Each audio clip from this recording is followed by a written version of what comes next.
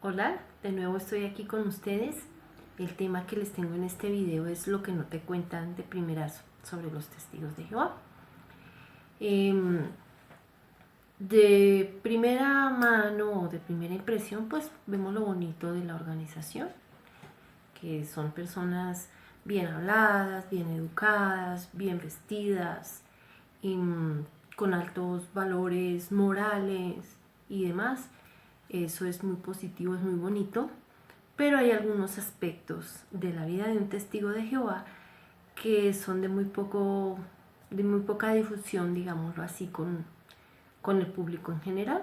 Por ejemplo, si llega un testigo de Jehová a predicarle a alguien y esta persona le dice, yo no quiero cambiar de religión, entonces el testigo de Jehová le va a decir, no, tranquilo, yo no vengo para que usted cambie de religión.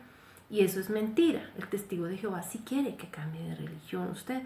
¿Por qué? Porque ellos tienen la idea de que son la única religión verdadera, ¿sí? Y que este mundo está dividido en dos bandos, el de Jehová y el de Satanás. Toda persona que está fuera de los testigos de Jehová pertenece al mundo de Satanás, así sea de otra religión también cristiana, ¿sí? Entonces, ¿qué pasa? El que no sea testigo de Jehová será destruido en un evento que llaman Armagedón. Solamente sobrevivirán los testigos de Jehová. Bueno, a veces doran un poco la píldora y dicen que algunas personas que no conocen de Jehová, Jehová las va a salvar y que haya cada cual y que eso. Pero en líneas generales con eso ellos están apegados a la organización, ¿sí? Entonces su intención sí es que las personas, todo el mundo se vuelva testigo de Jehová para que se salve, ¿sí?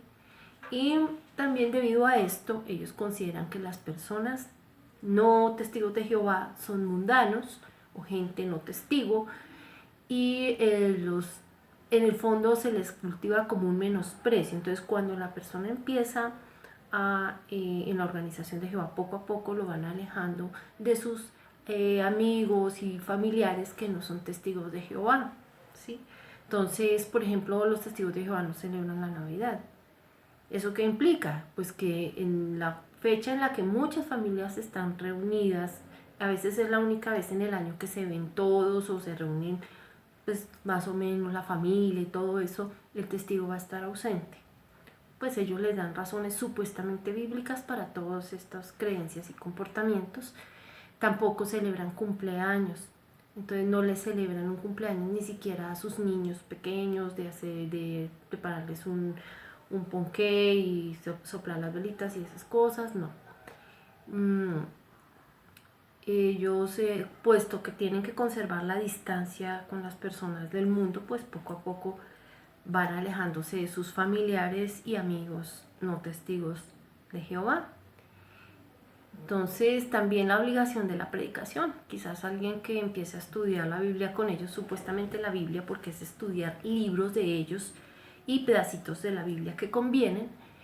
Entonces tú le dices al estudiante, al que le da el estudio, ay, yo no voy a predicar, yo le acepto el estudio y hasta de pronto le acepta ir a las reuniones, pero no, que no quiere predicar. Entonces él dice, no te preocupes, nadie te va a obligar a predicar. No, nadie te va a obligar. Lo que pasa es que el adoctrinamiento de los testigos de Jehová es muy poco a poco y van a terminar convenciendo a la persona de que si no sale a predicar, su salvación está de por medio, que es posible que Dios no lo salve porque no cumple con la obligación de predicar, ¿sí? Y hay otro punto que es muy grave y es las transfusiones de sangre. Para los testigos de Jehová es pecado permitir que les transfundan sangre a una persona, aunque esto implique que pueda morir. Les inculcan profundamente de que le hacen más daño poniéndoles la sangre que no poniéndoselas. Pero puedes investigar si hay fundamento científico para tal cosa. Esto implicaría, por ejemplo, de que si el que necesita esa sangre, esa transfusión de sangre, es tu propio hijo, o tu papá, o tu mamá, o tú mismo, tengas que dejar morir a esta persona. Y eso lo hacen ellos, porque terminan totalmente convencidos de que eso es de Dios. Otro punto es la expulsión. Inicialmente se dice que el que comete un pecado y no se arrepiente no es merecedor de estar dentro del pueblo de Jehová y lo consideran un expulsado. Entonces lo hacen a un lado, nadie le vuelve a hablar, ni siquiera sus propios padres o familiares, solamente se dice que lo estrictamente necesario, pero lo dejan a un lado y lo rechazan. Hay un rechazo social hacia esta persona. Pero sabes, quizás, bueno, un castigo por un pecado, pero imagínate que uno de los pecados graves que ellos consideran es que uno, habiendo sido testigo de Jehová, se salga, habiendo sido bautizado, dice, no, yo no quiero seguir siendo testigo de Jehová, y se sale. Entonces lo consideran un apóstata. Para un testigo de Jehová la palabra apóstata es una cosa gravísima, es el que se salió de su religión. En el diccionario la palabra apóstata significa simplemente persona que cambió de religión o de idea o de otra cosa así. Pero para ellos es gravísimo y esta persona es expulsada.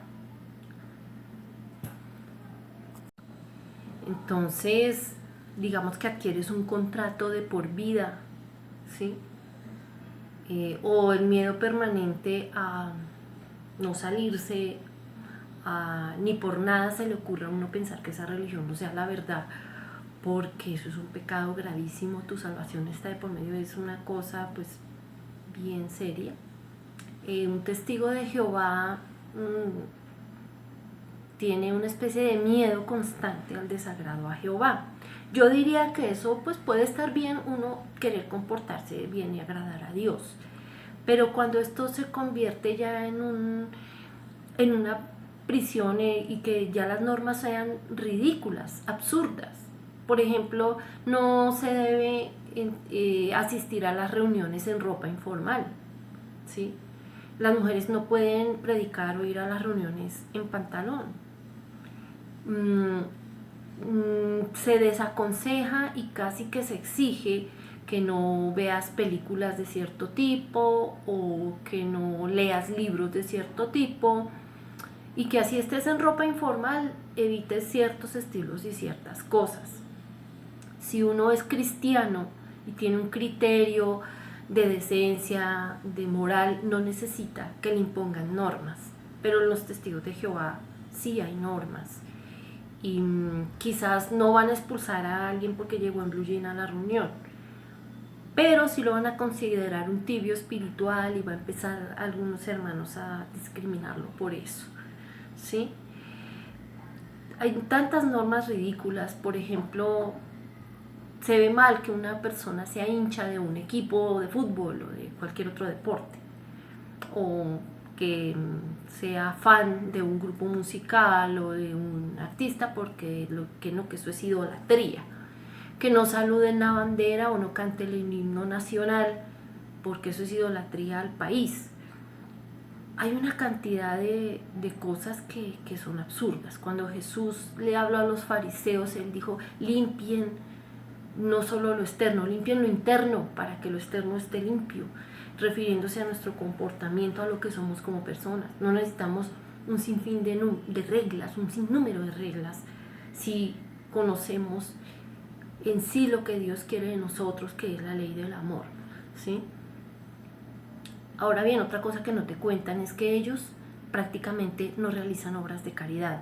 Si un testigo de Jehová a título personal va y regala comida o ropa o algo a una institución o algo, es a título personal, pero la organización como Testigos de Jehová, la organización no hace obras de caridad, ni siquiera para sus propios adeptos. Es el caso ahorita de la cuarentena por el virus que está ahorita.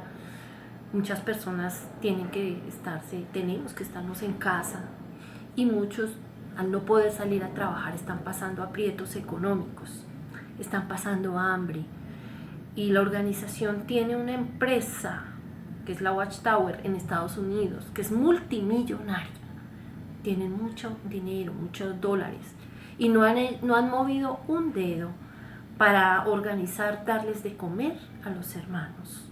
Ellos dicen hermanos, pero ¿cuáles hermanos? Si no les ayudan Y como decía en Santiago, esta no es fe. Vayan, díganle a sus hermanos, vaya, aliméntese, vaya, esté bien, pero usted no les dan las cosas necesarias para estarlo. Y esa es la supuesta caridad y el supuesto amor. Entonces yo te invito pues a que reflexiones sobre estas cosas y realmente meditemos, ¿no? Si este tipo de cosas son de Dios.